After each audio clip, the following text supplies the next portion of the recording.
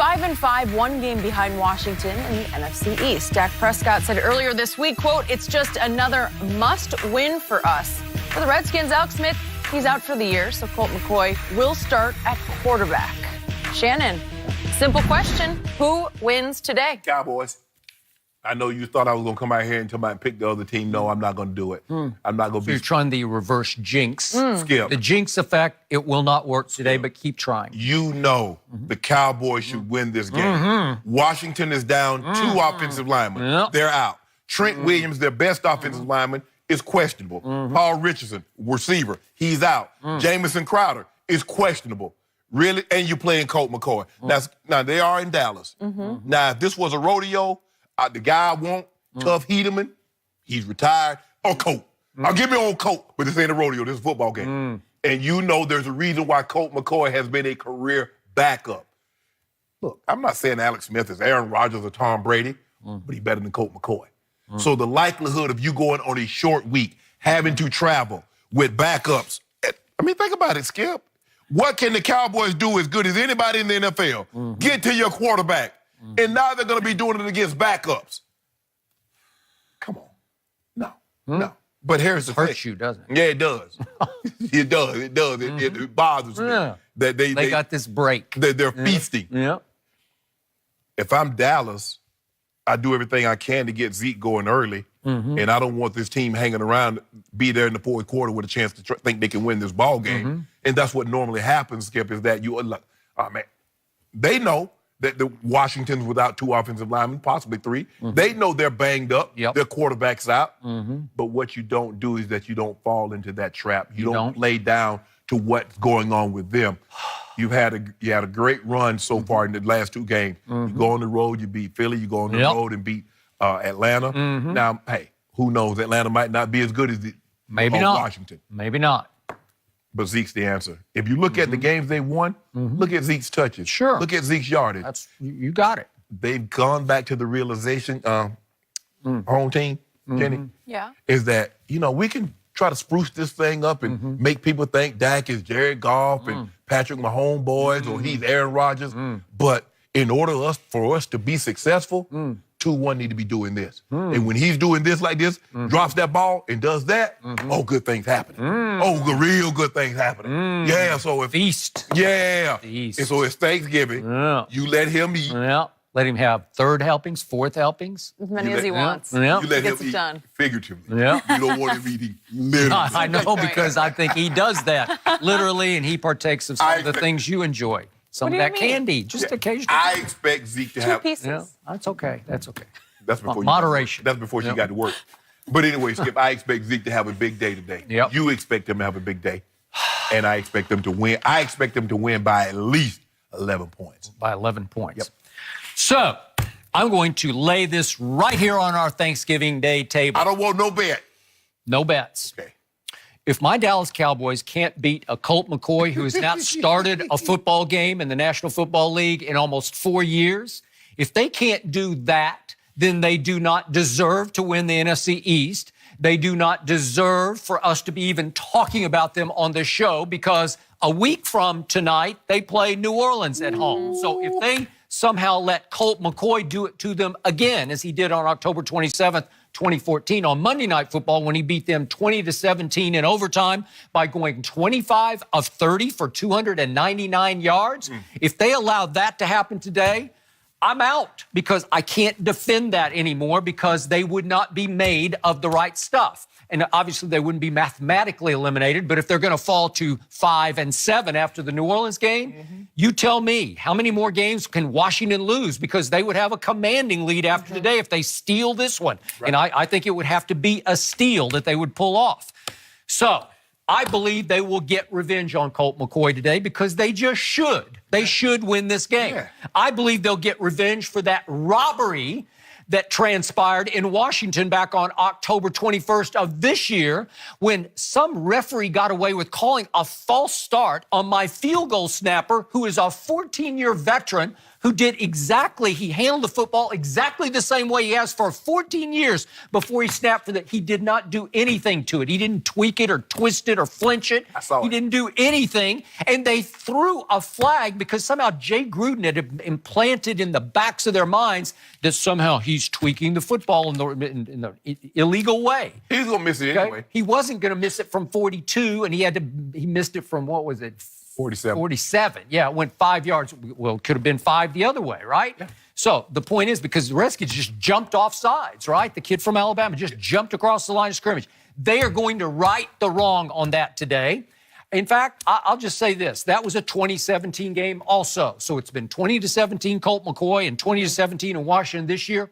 I'm going to say that my Cowboys turn the Thanksgiving Day table on the Redskins and win 20-17. And I'm telling you, I have respect for the Redskins defense. You didn't say one word about the Redskins defense. You talked about Colt McCoy. You talked about the offensive line. The Redskins defense is 5th in points allowed. Is that good? Yeah, but you got Dak. You know what? They got grit. They got backbone. They scratch and they claw and they fight. And this is, to me, this is the best rivalry, historical rivalry in pro football. I know you played in some great ones. I don't know, we can go... Packers, Bears. Okay, that's a good one. That even predates this, but I don't think it has the animosity, the hate that this one does. This is just back and forth, and when you least expect it, the underdog wins in this series. So they opened it as a 9-point underdog, and it got bet down quickly to 7. I think it's right around 7 right now. It could get bet down before game time lower than that because that's too many points. So I think the Redskins will cover, and I think the Redskins will try to do it with that same blueprint they did it back in 2014 because remember, they dominated time of possession on that Monday night. 38 minutes to 29 minutes because it went overtime, obviously. And the Redskins, thanks to Colt McCoy, were 7 of 15 on 3rd and 4th down. He knows how to play. He will not crumble today. He will not choke today. He will not lose his poise today. He's played in a lot of big games in college and pro football, and he's just about as valuable a backup quarterback as you can have in this league. So he will be Colt McCoy. But I got to pass rush, and you got to get after him. You got to knock him off his spot. He's going to try to dink and dunk you to death. Dink and dack you to death, right?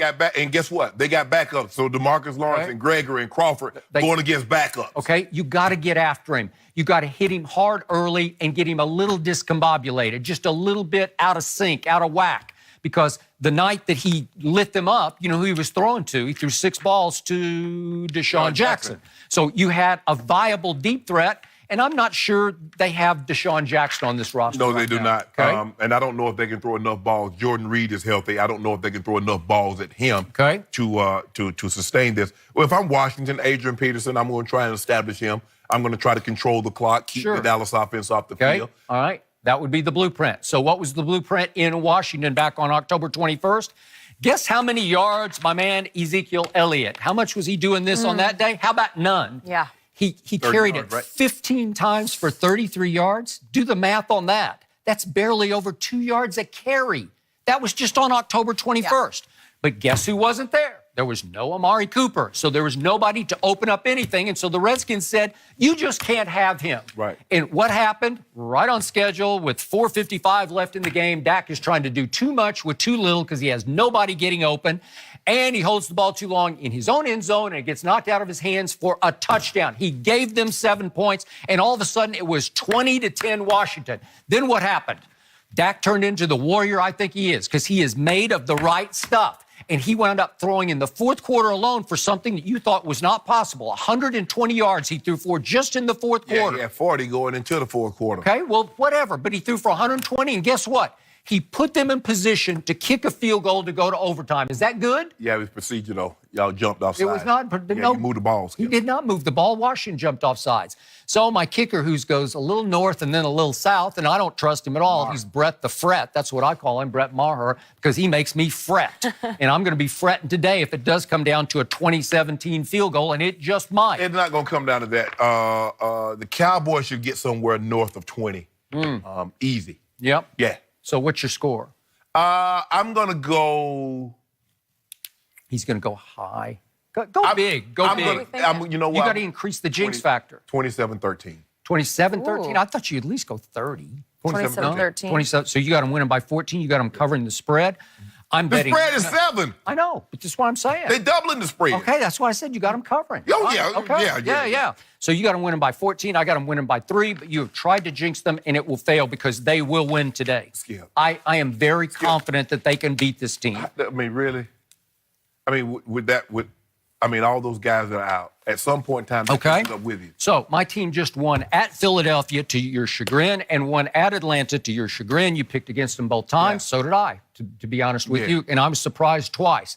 My team is poised for takeoff. We have seen flashes of how good to great my team can be this year. And I think it's all starting to come together because the offensive line finally came back together. I do not want Connor Williams to come back from injury and start at left guard. No. I just don't want to see it. I mean, he has to play, Skip. No, he does not have to play. He needs to play.